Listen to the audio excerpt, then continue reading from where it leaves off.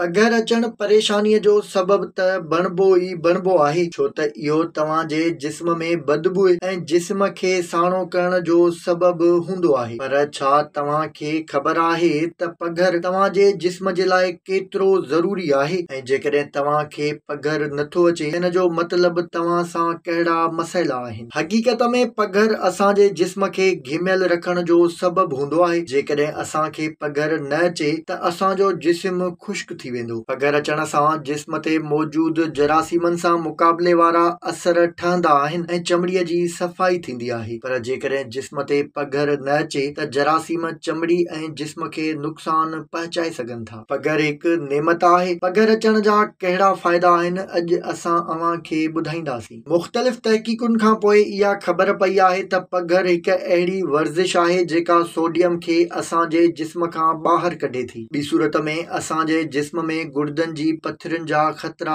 वधी वेंदा आहिनि। इन ई सोडियम जे निकिरण जे करे दिलि जी बीमारियुनि जा ख़तरा बि वॾी हद ताईं घटिजी वञनि था। शायदि तव्हांखे ख़बर न हुजे, पर पघर जो बुनियादी कमु जिस्म खे थधो रखणु हूंदो आहे। जेकॾहिं तव्हां गर्मीअ में हुजो ऐं तव्हांखे पघर न अचे त तव्हांजे मथे खे चकर ईंदा ऐं तव्हां बेहोश थी सघो था, जेको तव्हांजी ज़िंदगीअ जे लाइ बि ख़तरनाक बणिजी वेंदो। पघर खे एतिरो बुरो बि न सम्झणु घुर्जे। हक़ीक़त में इहो पघर ई हूंदो आहे जेको अव्हांखे ॿुधाईंदो आहे त तव्हांजे ॿाहिरें तोड़े अंदरें जिस्म जे लाइ नुक़सानकार असर ज़ाहिर थियनि था। तव्हां केतिरी थधि या केतिरी गर्मी महसूस करे रहिया आहियो। मिसाल तौर तव्हां गरम खाधो खाईंदा आहियो ऐं तव्हां खां पघर निकिरंदो आहे त हक़ीक़त में इहो अव्हांखे आगाह करे रहियो हूंदो आहे त तव्हांजे अंदरि छा थी रहियो आहे। जेकॾहिं पघर न अचे त जिस्म कंहिं बि क़िस्म जे अहसास खां महरूम बणिजी वेंदो। हिकु तहक़ीक़ मां इहो बि ज़ाहिर थियो आहे त पघर अचण खां पोइ माण्हुनि जे फ़ैसिले करण वारी सलाहियत घटिजी वेंदी आहे। मतिलबु कंहिं बि ॻाल्हि बाबति माण्हू ग़लति फ़ैसिलो करे सघे थो, जंहिंजो सबबु एंज़ाइटी हूंदी आहे। जेतोणीकि पघर न अचे त एंज़ाइटी जे बावजूदु माण्हुनि खे फ़ैसिला साज़ीअ में घटि वक़्तु लॻंदो आहे ऐं माण्हुनि जा फ़ैसिला सही बि साबित थियनि था। हूअं त इहो पघर न अचण जो